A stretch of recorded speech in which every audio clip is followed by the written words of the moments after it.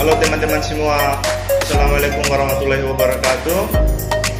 Di sini saya akan menjelaskan materi tentang sistem endokrin untuk memenuhi tugas video pembelajaran anatomi fisiologi yang dibimbing oleh Pak Henry Didiharto Escape Nurse MPD. Sebelumnya perkenalkan, nama saya Henry Pumbusaringga, NIM 22032402, kelas reguler 1A. Saya adalah mahasiswa Sekolah Tinggi Ilmu Administrasi Malang, Prodi D3 Preka Medis dan Informasi Kesehatan.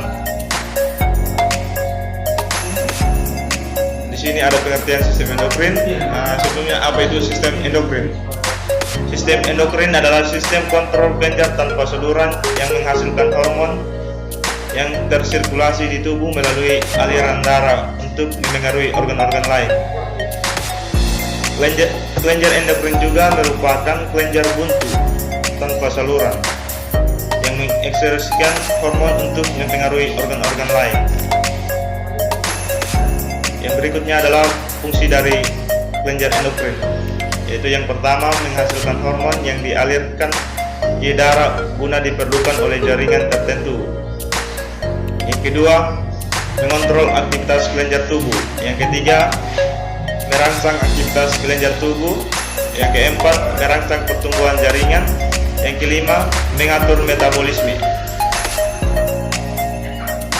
Berikut kelenjar dalam sistem endokrin. Di dalam sistem endokrin itu ada beberapa kelenjar, yaitu yang pertama hipotalamus, yang kedua pineal, yang ketiga hipofisis, yang keempat tiroid, yang kelima paratiroid, yang keenam timus, yang ketujuh adrenal, yang kedelapan pankreas, yang kesembilan ovarium, dan yang kesepuluh yaitu testis. Yang pertama itu pengertian dari kelenjar hipotalamus.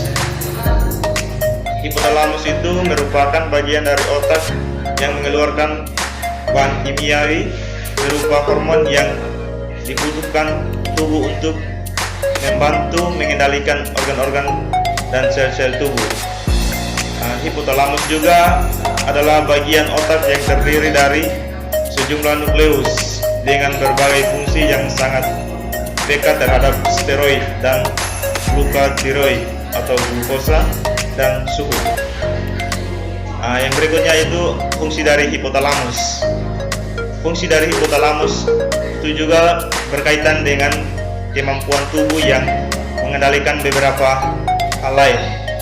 Di antaranya yaitu denyut jantung, suasana hati, kualitas maupun kuantitas tidur, dorongan seks, pelaksanaan hormon dari banyak kelenjar termasuk kelenjar pituitari. Yang kedua itu kelenjar pineal. Kelenjar pineal adalah kelenjar di dalam otak yang berfungsi menghasilkan hormon melatonin. Hormon ini berperan untuk menimbulkan kantuk dan mengatur irama tidur alami, atau biasa disebut juga irama sirkadian. Fungsi dari kelenjar pineal yang pertama yaitu memproduksi melatonin, yang kedua untuk meregulasi siklus tidur, berperan dalam mengulasi kerja kelenjar pituitari, yang keempat itu memengaruhi sekresi hormon seks, yang kelima itu membantu metabolisme obat, yang kelima tepat untuk mengatur pigmentasi kulit, yang berikutnya juga berhubungan dengan sel-sel yang sensitif cahaya. Yang ketiga itu kelenjar hipofisis atau master of gland. Bagian dari kelenjar hipofisis ini ada beberapa, yaitu lobus anterior menghasilkan hormon PSH, LH, prolaktin, growth hormone atau somatostatin, TSH atau ACTH. Yang kedua itu lobus intermediate menghasilkan melanocyte stimulating hormone atau MSH. Yang berikut lobus posterior menghasilkan ADH dan oksitosin. keempat itu kelenjar tiroid atau biasa disebut juga kelenjar gondok.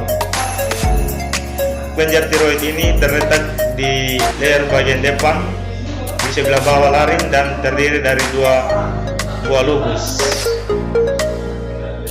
Hormon ini juga menghasilkan hormon tiroksin atau T4, hormon tiroidin atau T3, hormon prostaglandin, dan yang kedua itu hormon ini dibuat di folikel jaringan tiroid dari asam amino atau tiroksin yang mengandung iodiol. Yang kelima itu kelenjar paratiroid atau bisa disebut juga dengan kelenjar anak gondok. Kelenjar paratiroid adalah kelenjar penghasil hormon paratiroid yang berperan penting dalam mengatur kadar kalsium darah. Kelenjar ini juga merupakan kelenjar hasil penipuan hormon Smotaro atau hormon pertumbuhan. Struktur berjumlah 4 kelenjar kecil yang saling berdekatan dan terletak di belakang kelenjar tiroid. Organ ini targetnya tulang, ginjal, dan intrek. Hormon yang dihasilkan adalah PTH yang berfungsi untuk mengatur konsentrasi ion kalsium dalam cairan ekstrakseluler. Hormon paratiroid meningkatkan kalsium darah dengan cara merangsang reabsorpsi kalsium di ginjal. Fungsi dari kelenjar anak gondok ini yaitu metabolisme kalsium dan fosfor, meningkatkan pelepasan kalsium dari tulang, meningkatkan absorpsi kalsium atau Ca di intrek. Yang keenam itu kelenjar timus. Kelenjar timus adalah kelenjar yang terletak di tengah rongga dada, tepatnya di belakang tulang dan di antara paru-paru.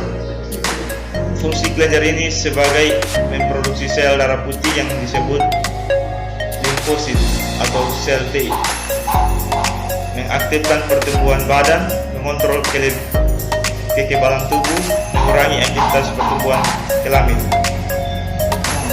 Timus membesar sewaktu pubertas dan mengecil setelah dewasa. Kelenjar ini merupakan kelenjar penimbunan hormon somatrof atau hormon pertumbuhan dan setelah dewasa tidak berfungsi lagi.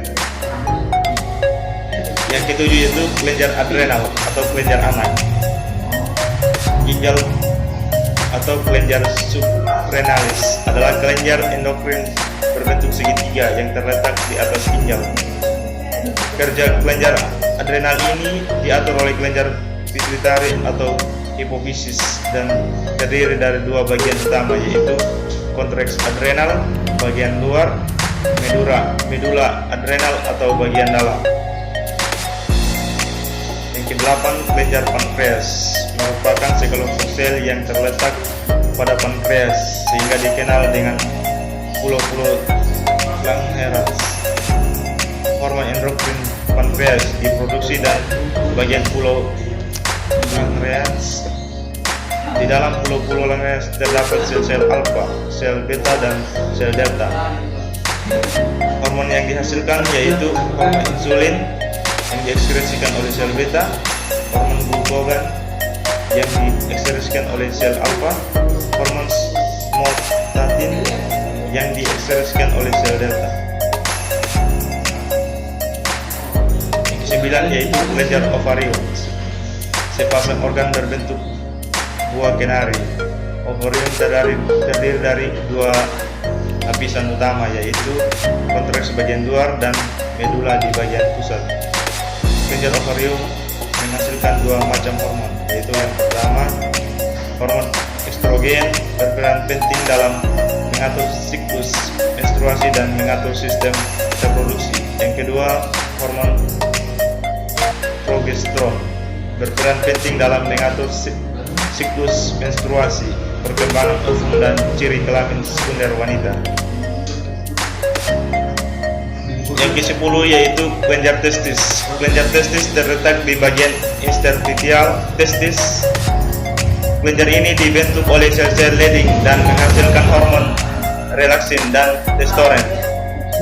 Hormon relaksin berperan dalam mengatur relaksasi otot-otot yang berkaitan dengan sifat kelamin. Hormon testosteron berperan penting dalam pengaturan pembentukan sperma dan ciri kelamin sekunder pria. Di dalam kelenjar testis terdapat 3 macam sel testis, yaitu yang pertama spermatogonia menghasilkan spermatozoa, Leydig menghasilkan testosteron, dan